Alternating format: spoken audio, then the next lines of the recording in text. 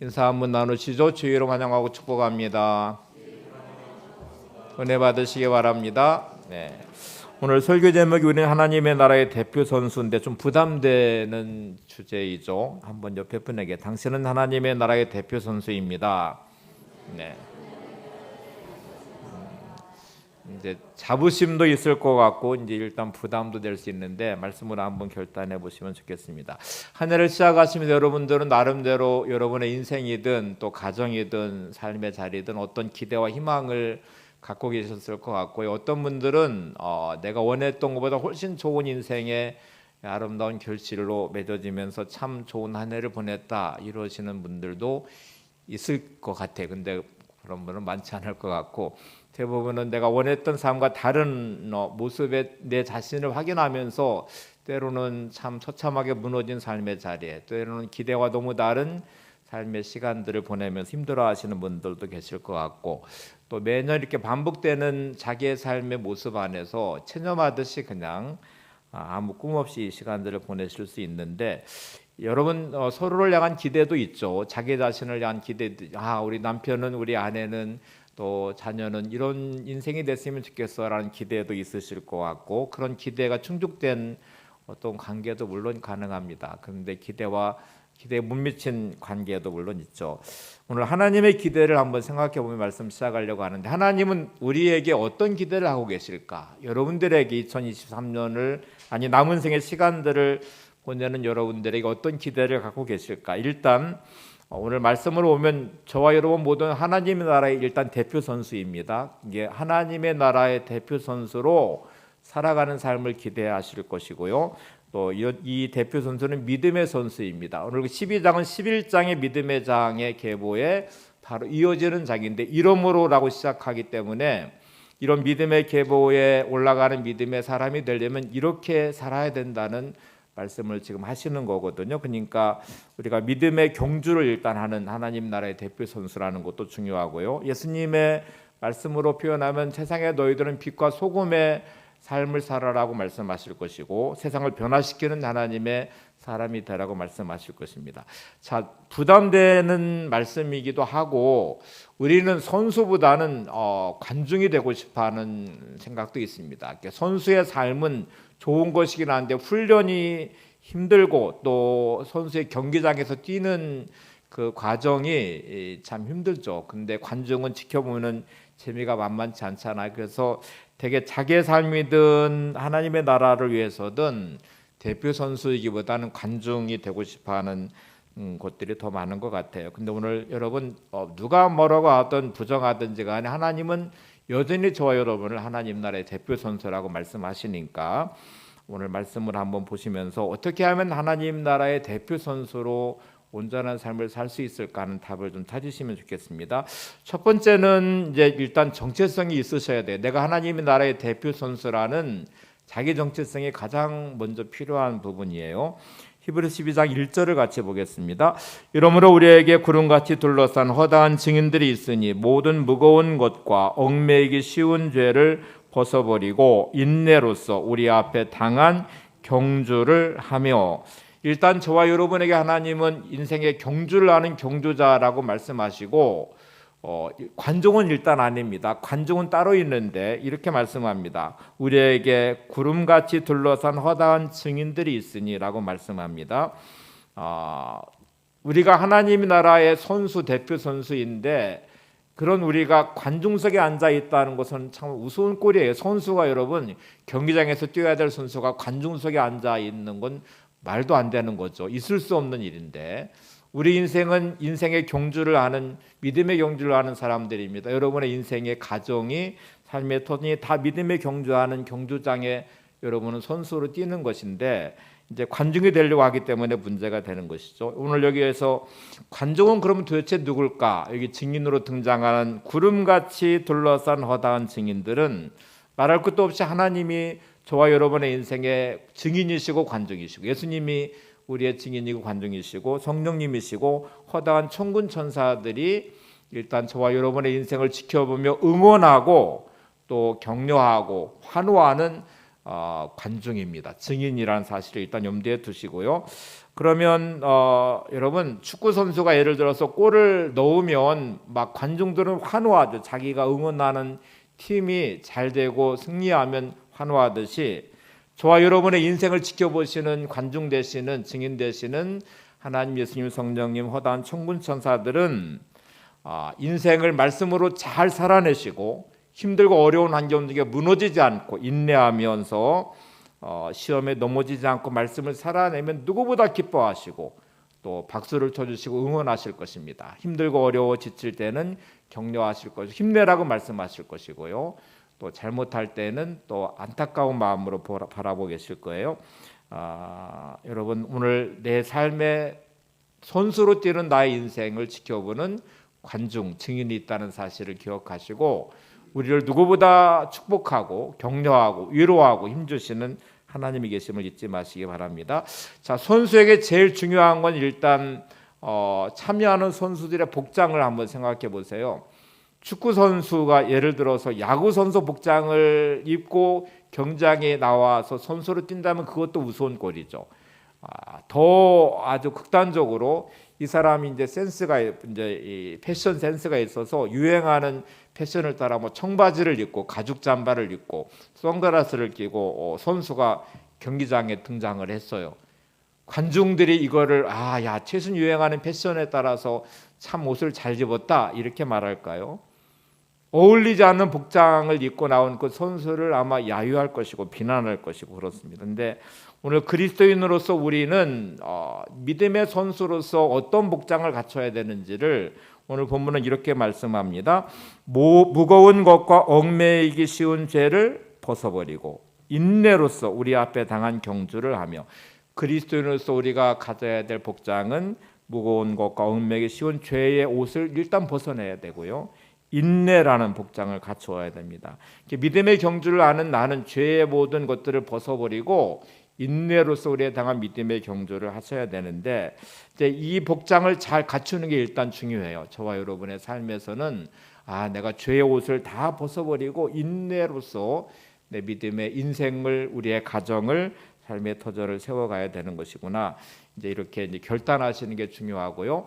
자, 일단 경주를 하는 경주자의 이 선수는 고된 훈련이 있습니다. 그리고 경주에서 막 땀 흘리면서 뛰어야 되는 경기가 있어요. 근데 여러분 이런 훈련을 받기도 힘들고 선수로서 영광스럽지만 경주하는 경주에 참여하는 것도 일단 힘든 부분인데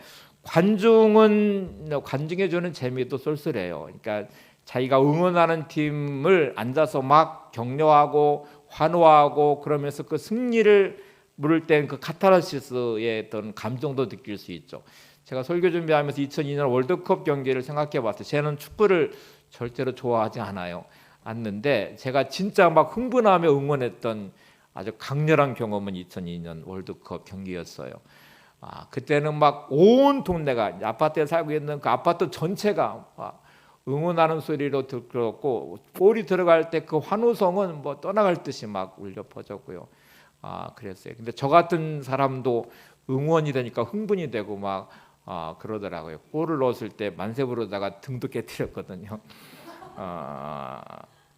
근데 제가 그 뒷이야기를 들어보니까 어떤 분은 막 응원하다가 애를 발로 차가지고 이제 소파 밑에서 찾았다는 얘기도 있더라고요. 그만큼 막 흥분했던 시간들. 그게 관중의 재미라는 게 있어요. 흥분도 있고 감격도 있어요. 근데 여러분 관중은 거기까지입니다. 그 영광과 상급은 관중에게 주어지는 게 아니에요.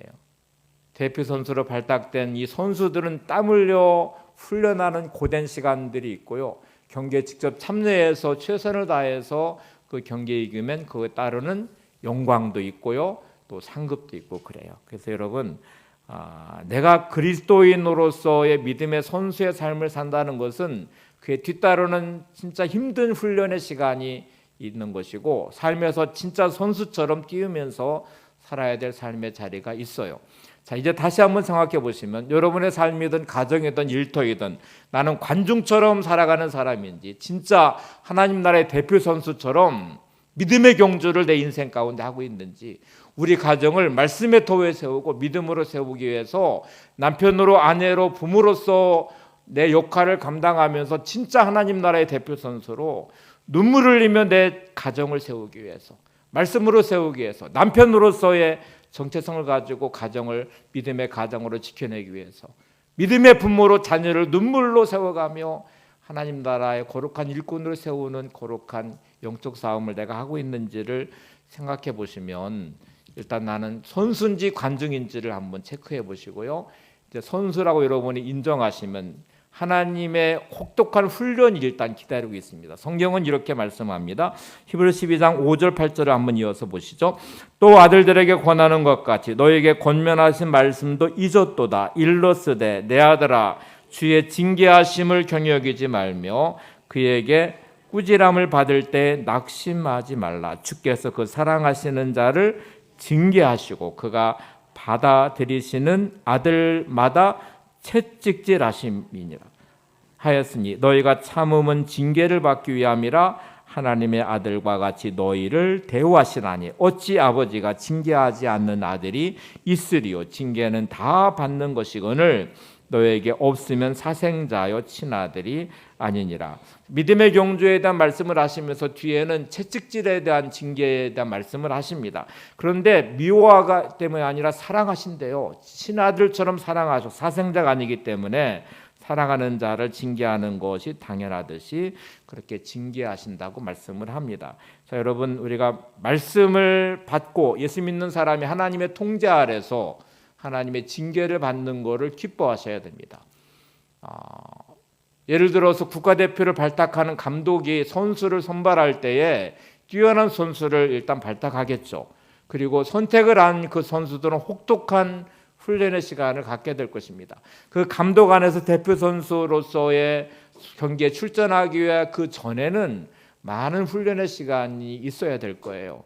만약 훈련받기 싫으면 경기에도 나갈 수 없고요. 선수로도 선출될 수가 없죠. 우리가 하나님의 나라의 대표 선수로 우리가 발탁된 것이니까, 선발된 것이니까 하나님은 저와 여러분의 삶을 이제 말씀으로 혹독하게 훈련하는 시간을 갖기 시작할 것입니다.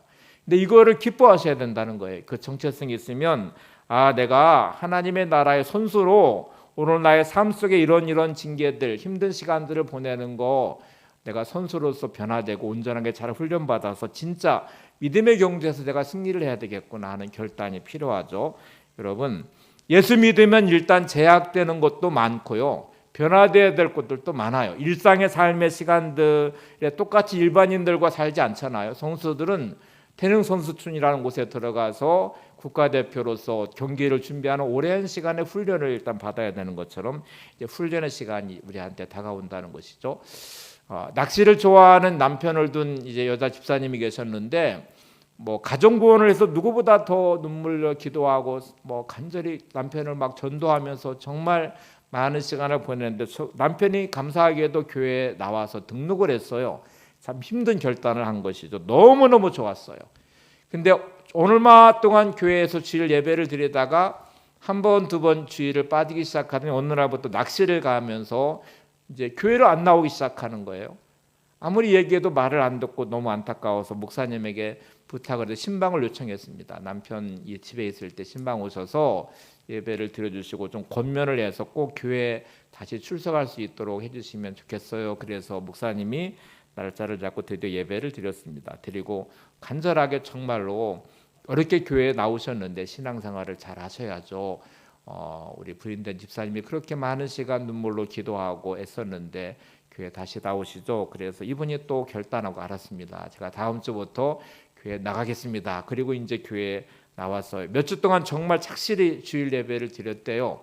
목사님이 이제 너무 감사하기도 해서 주일날 교회 나오시니까 참 좋으시죠? 이렇게 인사를 건넸더니 이제 이분이 아주 심각하게 이렇게 말했습니다. 목사님, 제가 주일날 교회 나와서 예배를 드리는데 제 몸은 교회 왔는데 낚시 생각밖에 안 나요. 제가 낚시를 갈 때는요 그래도 교회 생각을 많이 했거든요.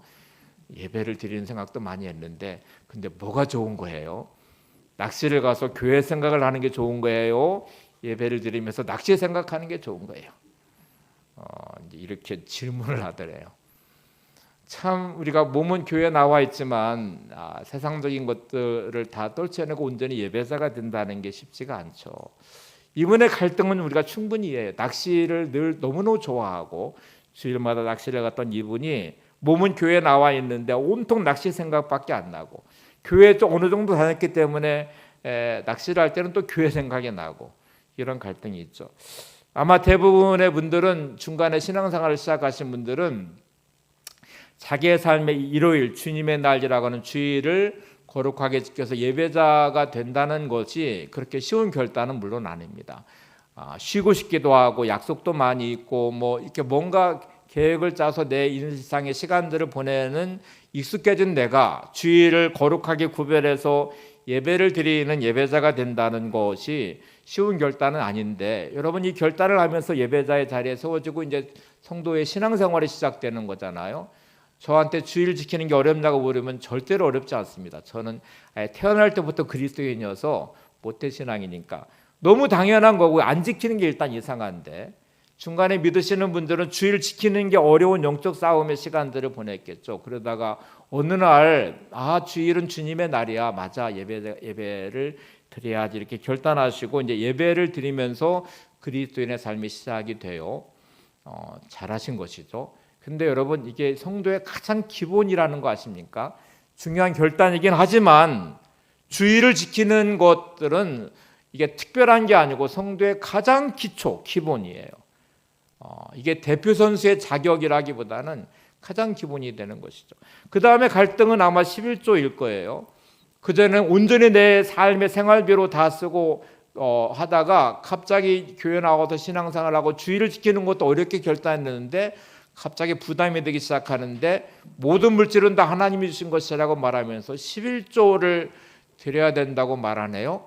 그러면 이제 갈등이 막 시작되죠. 이거 10분의 1을 떼어서 11조 드리면 이게 생활이 진짜 가능해? 지금도 빠듯하게 사는데 이거 어떻게 이거를 10분의 1을 드릴 수 있어? 이렇게 이제 고민하고 갈등하시다가 이게 만만치 않은 결단이죠. 근데 은혜가 임하기 시작하고 신앙이 들어가면 이 부분도 결단을 일단 해요. 그래서 11조를 드리기 시작합니다. 우리 한국 교인들은 11조를 잘 드립니다. 제가 2007년 통계와 올해 통계를 비교해 봤어요. 2007년 통계를 제가 가지고 있어서 봤더니 그때 그리스도인들의 87%가 11조를 했었습니다. 그러니까 거의 대부분 교회 나오시면 11조를 일단 드렸어요. 올해 11월 13일 날 목회 데이터 연구소라는 곳에서 발표를 했어요.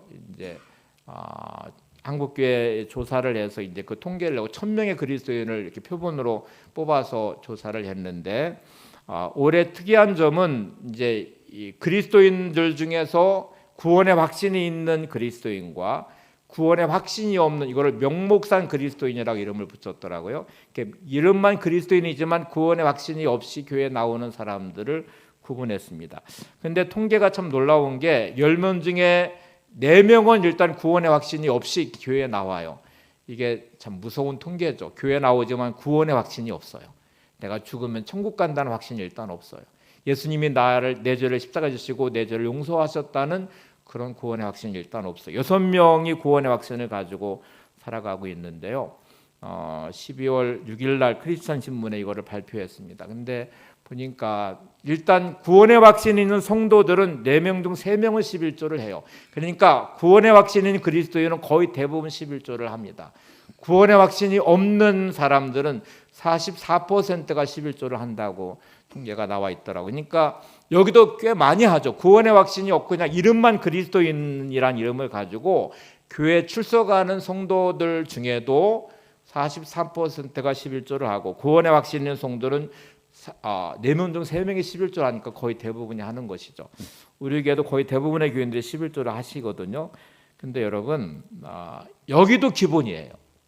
이게 대단한 것처럼 보이지만 주일날 거룩하게 지키고 11조를 드린다고 해서 세상이 감동하지도 않고요. 그게 막 대단한 그리스도인의 척도를 얻고 야 진짜 대단한 그리스도인이다, 훌륭하다고 말하지도 않아요. 이거는 성도로서의 가장 기본입니다.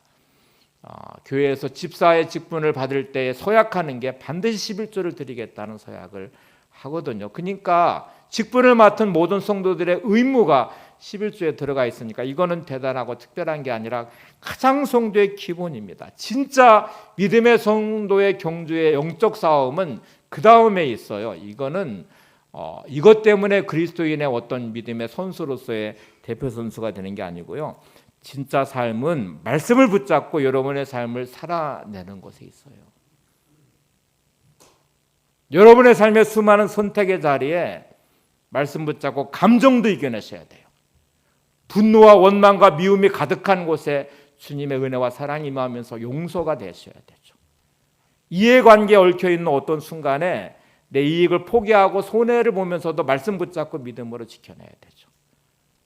어떤 선택과 결정 앞에서 하나님 말씀 붙잡고 때로는 내 목숨을 내놓는 자리에 엄청난 피해와 손해를 입는 자리에도 그거를 감내하면서 말씀대로 살아내는 삶의 현장, 삶의 자리가 있죠.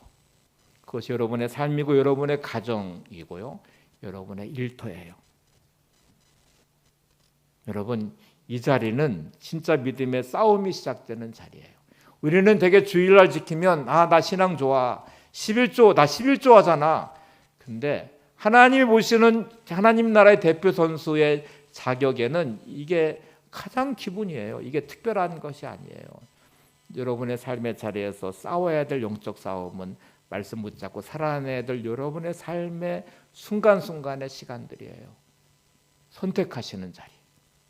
하나님의 아브라함을 부르실 때에 요구하시는 게 본토와 친척과 아버지의 집을 떠나 내가 내게 지시할 땅으로 가라. 아브라함의 믿음의 출발은요, 본토와 친척과 아버지의 집을 떠나는 곳에서부터 시작됐어요.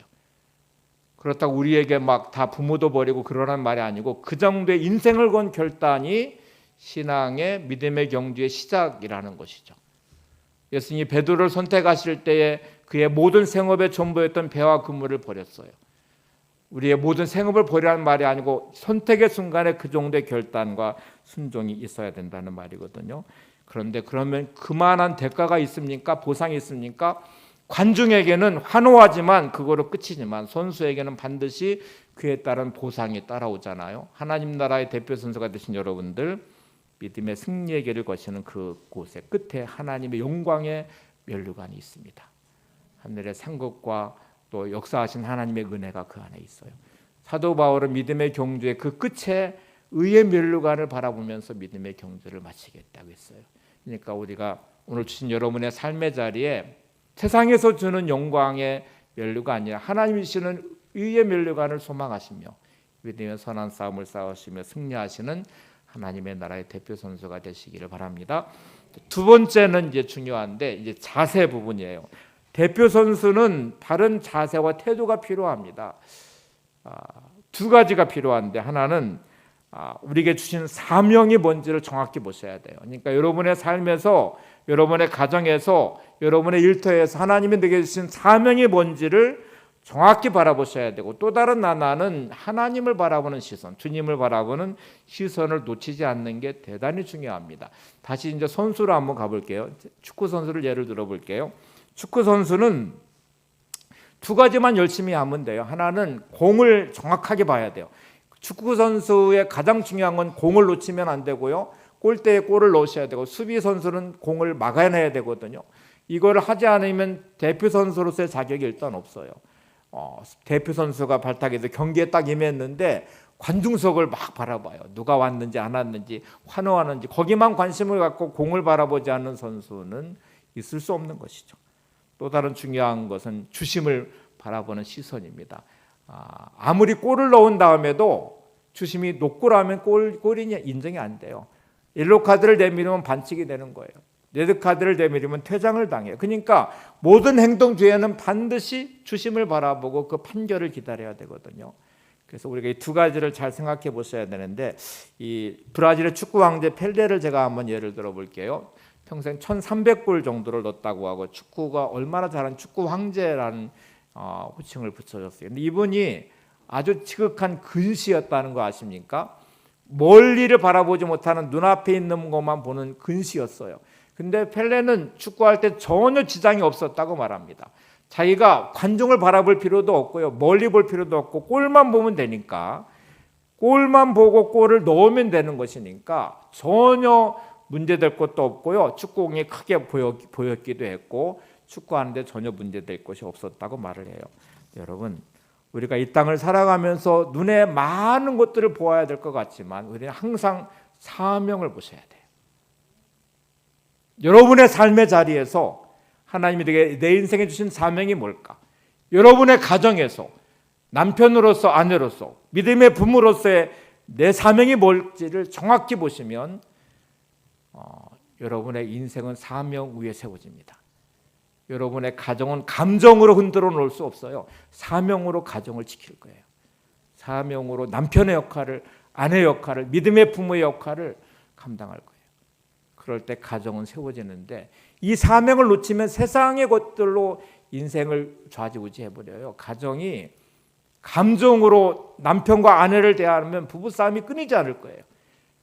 세상적 가치로 부모가 되면 자녀의 인생을 망가뜨릴 것이에요.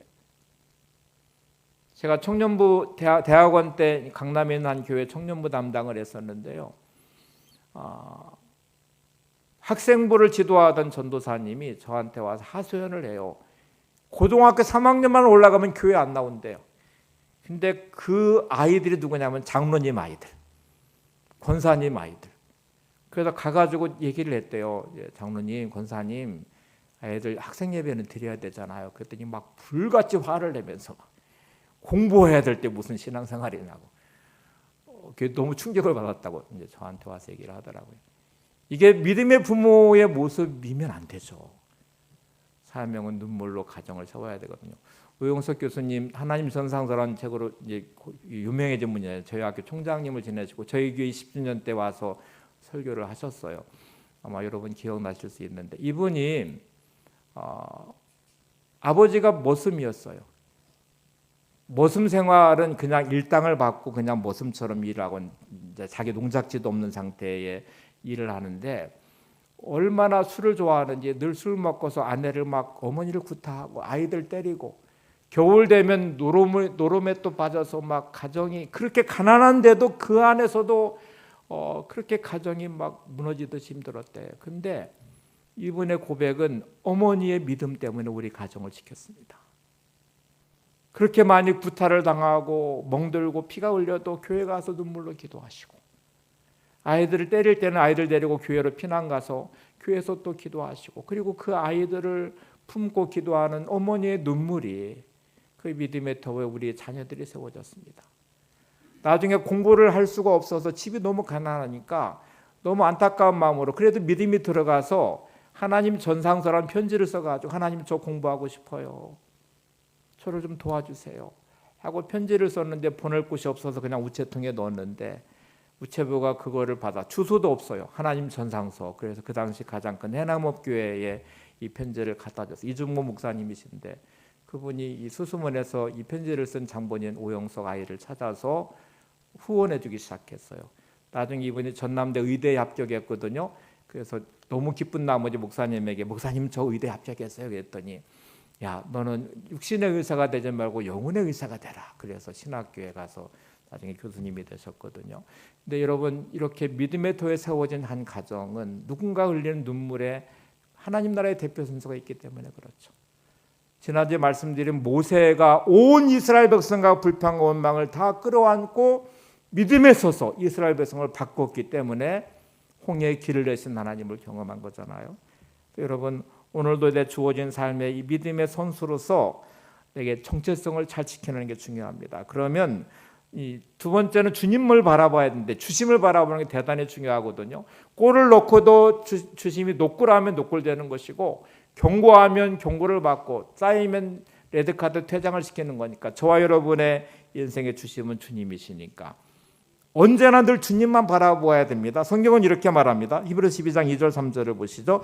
믿음의 죄도 온전하게 하신 이인 예수를 바라보자. 그는 그 앞에 있는 기쁨을 위하여 십자가를 참으사 부끄러움을 개의치 아니하시더니 하나님 보좌 우편에 앉으셨느니라. 너희가 피곤하여 낙심하지 않기 위하여 죄인들이 이같이 자기에게 거역한 일을 참으신 일을 생각하라.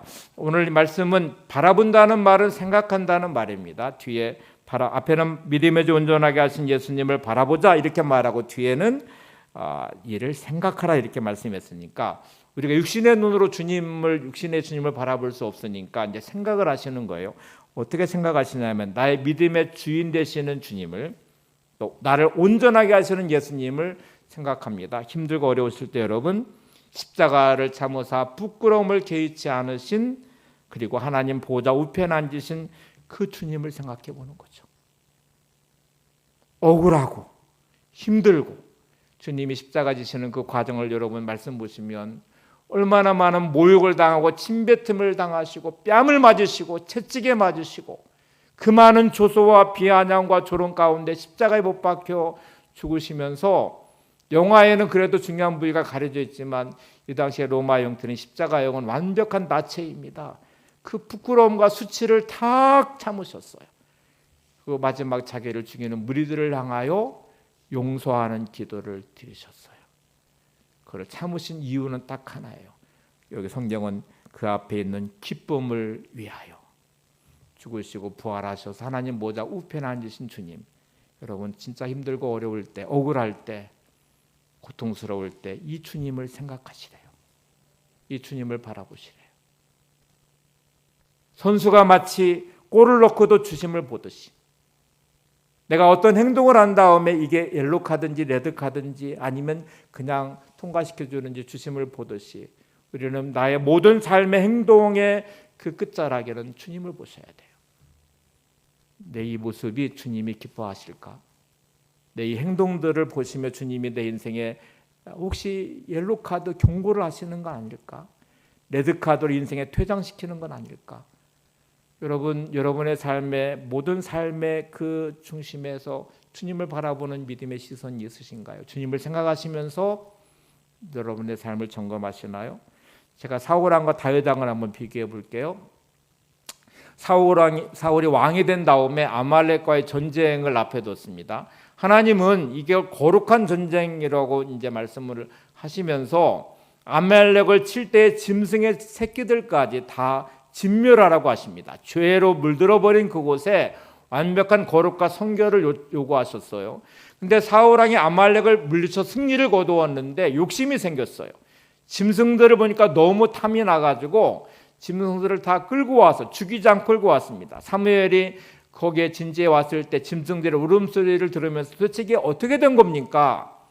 아말렉에는 모든 것들을 다 진멸하라고 하나님 말씀하셨는데 왜 저 짐승들의 울음소리가 뭡니까? 이렇게 말하니까 사울왕이 잘못했습니다 하고, 이게 지금 옐로 카드를 받은 거잖아요. 그러면 회개를 하면 좋은데 핑계를 대고 합리화시켰어요. 하나님께 제물로 드리려고 가져왔대요. 말씀을 거역하고 불순종했어요. 그리고 욕심 때문에 가져온 거를 지금 지적받으니까 하나님께 제물로 드리려고 가져왔대요. 사무엘이 하나님의 말씀을 선포하면서 반드시 이에 대한 대가로 왕의 자리에서 빼앗길 것을, 다른 사람에게 왕권이 옮겨질 것임에 대한 말을 하면서 이제 이 내용을 마치거든요. 그 후에 아시는 자 사울하고 미쳐버렸어요. 그는 평생 권력에 눈이 멀어서 다윗을 쫓아다니다가 블레셋 군에 의해서 죽임을 당하게 돼요. 옐로 카드의 경고를 무시했다가 그 인생에 퇴장당하는 비참함을 봅니다. 다윗 왕도 도망자의 시절까지 얼마나 믿음이 좋았어요. 왕이 된 이후에 그는 교만해지기 시작했고 그리고 밧세바를 범하는 이제 성적 타락을 하게 돼요. 그 죄를 감추려고 그의 남편 우리아를 사주해서 결국 죽음으로 몰아넣게 돼요. 나단 선지자가 와서 이제 양의 비유를 들어서 손님이 왔을 때 손님을 치르는 양의 비유를 들면서 이제 말을 하니까 분노하는 다윗이 막 그 한 마리 양을 빼앗아서 친구의 잔치를 해서 상을 차려준 그 사람에 대한 를 분노하다 바로 당신이 그 사람입니다라고 말했을 때 다윗은 변명하지 않고 자기 죄를 회개했어요. 눈물로 침상을 적시며 회개했고요. 그의 기도 중에 주의 영을 내게서 거두지 마옵소서. 하나님, 내게 있는 모든 것을 빼앗겨도 주님의 영이 나에게서 떠나지 않게 해주세요. 그는 눈물로 기도하고 회복이 됐습니다. 여러분, 성경은 이런 다윗의 인생의 말년을 이렇게 기록합니다. 네 가지의 큰 복을 말씀하고 있는데 역대상 9장 28절을 보시죠. 그가 나이 많아 늙도록 부하고 존귀를 누리다가 죽음에 그의 아들 솔로몬이 대신하여 왕이 되니라. 저와 여러분은 완벽할 수 없습니다. 살다가 무슨 죄를 짓든지 죄를 지을 때마다 하나님은 우리를 지켜보시다가 마치 옐로 카드를 내미듯 경고하시는 순간들이 있어요. 주님 바라볼 때만 깨달을 수 있어요. 사인을 볼 수 있어요. 여러분이 만약에 주님 바라보지 않으면 이게 죄가 죄인지도 모르고 살 거예요. 마치 이게 합리화시키고 내가 화를 내는 것 당연하고 내가 이해관계 얽혀서 이렇게 선택하는 것 당연하고 말씀대로 살지 않은 것도 당연하다고 변명하듯 할 거예요. 근데 주님을 내 인생의 주심 되신 주님을 바라보면 이게 죄라는 것인 것을 깨닫는 옐로 카드가 내밀어지는 것을 보게 될 거예요. 그때 여러분 사울왕처럼 핑계대고 합리화시키다가 인생이 파탄 나도 끝장내지 마시고 다윗과 같이 회개하셔야 됩니다. 변화되셔야 돼요. 그러면 오늘 약속하신 이 네 가지의 복이 임하게 됩니다. 첫 번째 복은 나이가 많아 늙도록 성경은 이렇게 다윗의 인생을 말했어요. 장수의 복을 받았어요. 그의 평생에 오래 살며 건강하게 그의 삶을 보냈어요. 두 번째는 뭐라고 말하냐면 부하고 이렇게 말했어요. 재물의 복도 받았어요. 여러분에게 이런 은혜도 있기를 바랍니다. 세 번째가 존귀를 누리다가 이렇게 말씀하죠. 다윗에게는 명예와 영광이 있었어요. 마지막 네 번째가 죽은 후에 그의 아들 솔로몬이 왕이 되니라. 자손의 복도 그에게 임했어요. 오늘 여러분 하나님의 말씀의 길을 따라 믿음의 대표 선수가 되시고 또 때로는 내가 실수하고 잘못할 수 있지만 회개함으로 주 앞에 서서 이 네 개의 복이 여러분들 가운데 임할 수 있기를 바랍니다. 주님이 주신 사명을 붙잡으시는 것, 그리고 언제나 늘 주님 바라보시면서 여러분의 삶을 체크해 보시는 것, 이것이 믿음의 선대 두 번째 중요한 바른 태도예요. 세 번째가 이제 마지막이 최선을 다하셔야 됩니다. 성경은 이렇게 우리에게 말합니다. 히브리서 12장 4절을 보시죠. 너희가 죄와 싸우되 아직 피 흘리기까지 대항하지 아니하고. 죄와 싸우되 피 흘리기까지 대항하지 아직 안 했다. 대표 선수로서 믿음의 경주를 온전히 살려면 죄와 싸우되 피 흘리기까지 죽도록 말씀을 붙잡고 씨름하며 살아내야 되는데 대충 타협하고 있다는 말이거든요. 많은 분들이 관중같이 살고 선수가 되지 않으려고 하고 선수가 됐는데도 대충 그냥 살아가시는 분들도 많아요. 적당히 죄와 타협을 하고요. 사단이 유혹하는 게 이 적당이라는 말이에요. 많은 분들이 누구와 비교하면서 내 인생을 합리화시키는데 아주 익숙해져 있습니다. 여러분 신앙생활 하는데 말씀을 기준 두고 믿음의 선한 싸움을 싸울 때 피 흘리기까지 죽도록 말씀 붙잡고 씨름하는 삶을 살아내기보다는 이제 옆에 있는 누군가와 비교를 해요. 그래서 이 정도면 나도 괜찮아. 뭐 장로님도 저러시는데, 뭐 권사님도 저런데, 뭐 집사인데가 우리 집사님도 저런데, 뭐 평신도 있네가, 뭐 다 이렇게 이제 핑계 대고. 여러분 대표 선수가 발탁된 선수가 다른 뭐 이렇게 뭐 아마추어 선수들하고 비교한다든지 세상 사람과 비교해 가지고 나는 이 정도면 잘하잖아. 더 훈련 받지 않아도 돼. 대충 뛰어도 돼. 이렇게 선수 생활을 할 수 없잖아요. 여러분 신앙생활 하시면 하나님 나라의 대표 선수이신데 대충 적당히 타협하면서 그냥 이 정도면 나는 괜찮아. 뭐 내가 앞서지도 않지만 그렇다고 뒤처지지도 않아. 이렇게 자기를 합리화시키는 하나님 나라의 대표 선수라면 여러분 지금 심각한 문제가 있는 것이죠.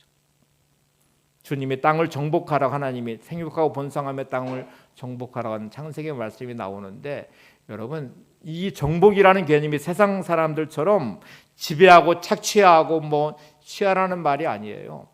세상을 변화시키라는 말이에요. 복의 자리에 서서 복의 통로가 되는 말씀이에요. 아브라함을 부르셔서 정복하는 방식은 네가 어느 곳에 가든지 너가 복의 자리에 서서 복의 중심에 서서 세계 열방이 너를 통해서 복을 받게 해라. 자, 이 태도가 대단히 중요합니다. 최선을 다한다는 말은 여러분의 삶이 어느 자리에 있든지 무너지지 않고 믿음을 지켜내면서 여러분의 자리에 하나님의 영광이 드러나셔야 되고요. 여러분의 삶을 통해서 복이 흘러가는 시작이 되셔야 돼요. 제가 요셉을 한번 예를 들어 볼게요. 요셉이 채색 옷을 입고 지냈던 10대 시절에 어느 날 갑자기 형제들의 미움을 받아서 애굽의 노예로 팔려갔어요. 처참하게 무너지는 듯한 그의 삶의 자리인데 성경은 그 안에서 무너지지 않은 요셉을 보여줍니다. 하나님 나라의 대표 선수로 노예의 삶을 믿음으로 살아내는 그를 통해서 보디발의 그 가정이 요셉을 통하여 복을 받았대요. 보디발의 가정이 요셉을 통해서 번성하게 됐대요. 여러분, 요셉은 노예이지만 하나님이 함께 하셨고 형통했으며 하나님 나라의 대표 선수인 요셉을 통해서 보디발의 집에 복을 받게 하셨어요. 요셉이 감옥에 갇혔어요. 죄인의 신분이에요. 근데 하나님은 요셉을 통하여 전옥에게 은혜를 주셨대요. 이게 진짜 대표 선수다운 모습입니다. 여러분, 어떤 삶의 자리에 있든지 여러분의 삶에 신세한탄하지 마시고요. 비교하지도 마시고 노예여도 괜찮아요. 도망자여도 괜찮아요. 다윗이 도망자였을 때에 사울왕에 쫓겨서 매일매일 목숨을 구걸해야 되는 너무너무 위태로운 상황에 아들람굴에 300명의 사람들이 찾아와요. 원통한 자, 한 맺힌 자, 분한 자, 빚진 자들, 다 사회 낙오자 같은 그냥 갈 곳 없는 사람들이 다윗에게서 희망을 보며 찾아와 함께 동행했고 그 사람들이 다윗 왕을 마지막에 보시면 다 용사가 돼 있어요. 변화가 됐어요. 다윗을 통해 도망자인 다윗이 패배자 같은 사람들과 함께하며 다 하나님의 거룩한 대표 선수로 그들의 인생을 세웠고 다윗 왕국의 다 중심 인물이 되도록 바꿨어요. 여러분이 그렇게 되셔야 됩니다. 어느 자리에 있든지 여러분의 신세한탄하지 마시고요.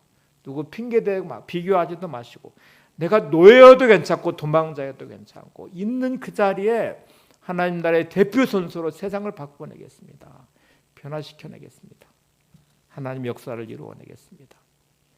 여러분, 예수님이 택하신 제자들은 사회적으로 뛰어난 사람들이 아니었어요. 무식한 어부들이었고요.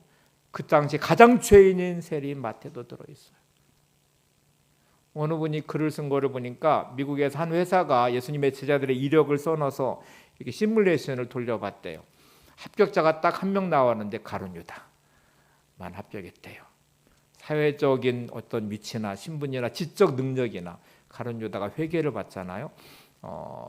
근데 그가 유일하게 합격한 기준이었는데 예수님 편에서 보면 그가 배신한 배신자이죠. 근데 여러분, 하나님 나라에 우리를 왜 나를 택하셨을까? 똑똑해서도 아니고 잘나서도 아니고 뭔가 대단한 능력이 있어서도 아니에요. 하나님이 택하셨다는 게 중요하고요. 인정하시잖아요. 너는 하나님의 나라의 대표 선수야. 다시 옆에 분 보시면 다르게 보이시죠? 당신은 하나님의 대표 선수입니다. 네. 더 이상 신세한탄을 멈추시고 대표 선수답게 살아가셔야 됩니다. 요셉처럼 노예여도 죄인이어도 다윗처럼 도망자여도 그곳에 하나님의 역사가 이루어지는 그리고 복이 흘러가는 통로가 되는 중심에 선 여러분들이 되시기를 바랍니다. 사도행전에 보시면 초대교인들의 신앙의 모습이 나와요. 성령이 임하시니까 그들은 세상에 나가 복음을 전하며 다른 공동체를 만들기 시작했어요.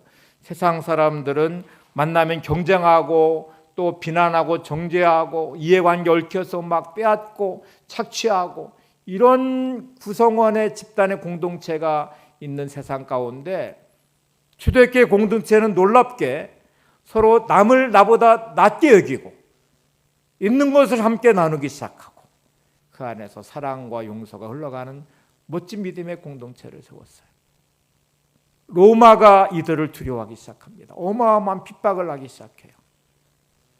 유럽에서 성도들이 어마어마한 가톨릭의 핍박을 받기 시작할 때 그리스도인들, 청교도들은 한 가지 소망밖에 없었어요.